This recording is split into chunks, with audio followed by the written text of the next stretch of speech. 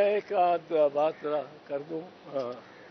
वो ये है कि आज जो जिस तरह खोसा साहब ने बताया, पर मैं इसको ज़रा अंडरलाइन करना चाहता हूँ। ये कार्रवाई मिलिट्री कोर्ट्स की आज रुक गई है।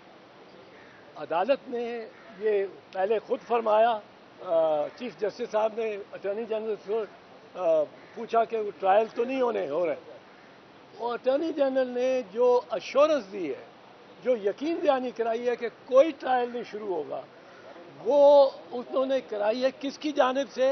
आर्मी चीफ की जानिब से। अब ये आर्मी चीफ ने बयान दिया है सुप्रीम कोर्ट में कि ट्रायल इनके जो होंगे वो उनमें कार्रवाई मजीद नहीं होगी। ये मैं जो 102 ख़ानदान है जहाँ तशवीश है, जहाँ एक बड़ी बेचैनी है, उनके प्यारे किस वो उनका ट्रायल हो जाए और सज़ाएँ हो जाएं तो फिर अदालत भी कहती है जी पास्ट एंड क्लोज ट्रांजैक्शन हो गया, अब हम कुछ नहीं कर सकते।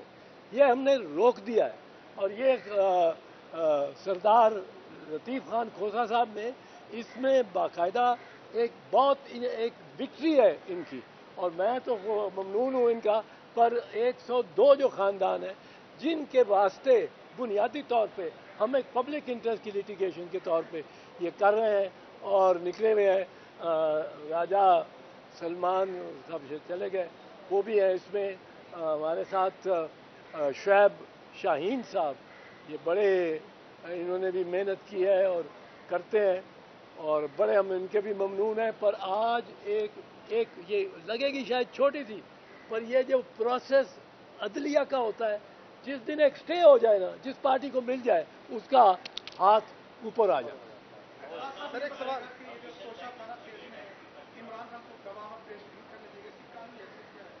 बड़ी बहुत व्यापी है ये ऋतु।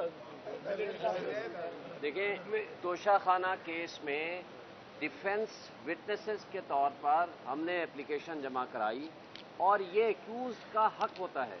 कल जो मुतासिब जज हुमायूं साहब हैं, उसने 12 बजे ये कहा कि अपने विटनेसेस को 1:30 बजे ले आइए। जब उनको 1:30 बजे जाकर ये दरख्वास्त पेश की गई, हमारे बैरिस्टर गौर साहब उसको रिप्रेजेंट कर रहे थे, उन्होंने कहा जी हमारे विटनेसेस कराची में मौजूद हैं, आप 2 दिन या 1 दिन का टाइम दे दीजिए ताकि उनको हम पेश कर दें और आपके पास एविडेंस आ जाए, जो कि mostly related to the subject था। लेकिन उन्होंने फिर उसके बाद क्या कहा, डिफरेंस आर्डर कर दिया। वो आर्डर क्या किया कि जनाब ये तो रेलिवेंट ही नहीं है, ये रिलेटेड ही नहीं है, जबकि 1.5 घंटा पहले खुद कह दिया मीडिया की मौजूदगी में, वकला की मौजूदगी में, कि आप अपने जो डिफेंस विटनेसेस की लिस्ट आपने प्रोवाइड की है उनको 1:30 बजे ले आइए ताकि उनको जिरा कर सकें। देखें, पहली बात तो ये है कि ऐसा कोई जज जिस तरह से वो प्रोसीड कर रहा है, आज इस्लामाबाद हाई कोर्ट में वो केसेस थे जो कि हम सारे उधर बिजी थे और आर्गूमेंट्स कर रहे थे। उन्होंने 11:30 बजे आर्डर लिख दिया कि अगर 11:30 बजे हमारे पास नहीं आएंगे, बहस करेंगे, तो ये समझा जाएगा कि आपकी बहस खत्म हो गई और मैं आर्डर रिजर्व कर दूंगा। उसके बाद जब हम आर्गूमेंट्स वहां कर रहे थे और बिजी थे, उनको मैसेज दिया गया कि हम चीफ जस्टिस के पास इन्हीं केसेस में आर्गूमेंट्स कर रहे हैं। तो उन्होंने 12:30 का टाइम रख दिया कि उन केसेस को छोड़ो, मेरे पास आओ, और अगर नहीं आएंगे तो मैं फैसला कर दूंगा। ये सारे इंसिडेंट्स ये साबित करते हैं कि इस वक्त वो एक तासुब की बुनियाद पर हर हाल में इस केस को हमारे खिलाफ फैसला करना चाहता है। और एक बात, ये भी पाकिस्तान की तारीख में पहली मरतबा हमने देखा, एक हमारे वकील साहब बैरिस्टर गौर साहब ने एक ट्रांसफर एप्लीकेशन की दरख्वास्त दी विद एविडेंस कि आप अपनी फेसबुक से ये पोस्टें लगा चुके हैं इमरान खान साहब के खिलाफ नाजेबा तस्वीर के साथ। उन्होंने कहा फेसबुक तो मेरी थी, और 2014 से आनवर्ड लगाते रहे, उनको डिलीट भी नहीं किया, लेकिन कहा कि चूंकि आपने ये दरख्वास्त क्यों दी है, ये कॉन्टेम्प्ट ऑफ कोर्ट भी है और आपने अनएथिकल काम किया है, उसके खिलाफ ऑब्जर्वेशन दे दी। और जब ख्वाजा हारिस साहब ने 342 के ऊपर एक दरख्वास्त दी, तो उसके ऊपर लिख दिया कि ख्वाजा हारिस साहब senior advocate supreme court of Pakistan has committed A mischief. मुझे तो ये शक पड़ता है कि न सिर्फ ये मुतासिब है बल्कि ये जज बनने के और रहने के काबिल नहीं है, इसलिए कि जस्टिस अतर मिनल्ला साहब जब चीफ जस्टिस थे, उन्होंने ये राइटिंग में डायरेक्शंस दी कि कोई भी जज سوشل میڈیا استعمال نہ کرے، لیکن اس کے باوجود یہ 2023 تک وہی فیس بک استعمال کرتے رہے اور ان کی اسی فیس بک کے اوپر وہ مواد موجود رہا۔ جب چیف جسٹس صاحب نے یہ بھیجا ہماری اپلیکیشن کے اس پہ آپ انکوائری کر کے دیں ایف آئی اے کو، آپ یہ اداروں کی ملی بھگت دیکھیں، انہوں نے صرف یہ رپورٹ دے دی کہ جناب اس وقت اس فیس بک پہ یہ مواد موجود نہیں ہے۔ سوال یہ پیدا ہوتا ہے تو آپ کو بھیجا کس لیے تھا؟ کیا آپ نے اس کی فورنزک کرائی ہے؟ کیا آپ نے وہ جو آرکائیو میں موجود ہوتا ہے وہاں آپ گئے ہیں؟ کیا آپ نے فیس بک سے رابطہ کیا ہے ان کی ایڈمنسٹریشن سے، جن کے پاس آفٹر ڈیلیشن بھی 90 ڈیز کے اندر وہ مواد موجود ہوتا ہے؟ آپ نے کوئی ویریفیکیشن کرائی ہے؟ کچھ بھی نہیں کرایا۔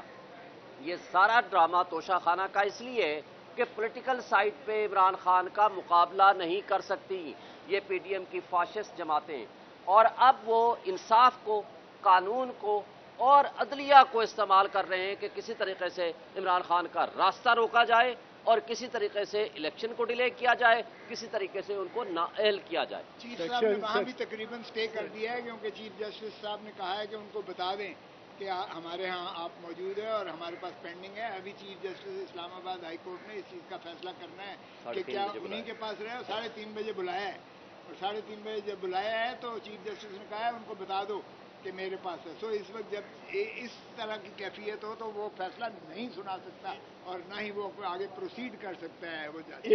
اس قدر متصب جج ہمایوں دلاور سے زیادہ میں نے 50 سال کی وکالت میں نہیں دیکھا۔ اس نے جس طرح کی پوسٹ ملزم کے بارے میں لانچ کی ہیں اپنے فیس بک اکاؤنٹ سے، اور جو وہ یہ کر رہا ہے کہ کل آؤ، آ جاؤ بس، اور اگر آپ نہیں آؤ، اچھا پھر جو ڈیفینس وٹنسز کس قانون کی پروویژن کے تحت وہ مسترد کر سکتا ہے؟ یہ تو میرا یا ملزم کی صفائی کا ہے۔ وہ کس طرح پروسیکیوشن کو بھی کہتا تمہارے 4 گواہ، 2 گواہ نہیں میں لیتا، 2 ہی گواہ اس میں پیش ہوئے ہیں، وہ اس کو بھی کہتا یہ اس کا اختیار ہی نہیں ہے۔ یہ دیکھیں، یہ ڈرامے ہم بڑے عرصے سے دیکھتے چلے آئے ہیں، ابھی بھی کوئی ٹیپ نکلے گی جس طرح ٹیپ ہم نے چلائی تھی محترمہ شہید بے نظیر بھٹو کے مقدمے میں یہیں سپریم کورٹ میں، جہانگیری صاحب چیف جسٹس تھے اور افتخار محمد چودھری بھی ان کے ساتھ تھے، اس میں بھی یہی شریف برادران تھے، ماشاءاللہ یہی شریف برادران تھے جنہوں نے حکم دیا تھا، باقاعدہ حکم دیا تھا جج کو کہ فل ڈوز اس کو سزا کرو اور ساری پراپرٹی کانفسکیٹ کرو، اور وہ بھی سپریم کورٹ نے لکھا تھا bias floating on the surface of the record.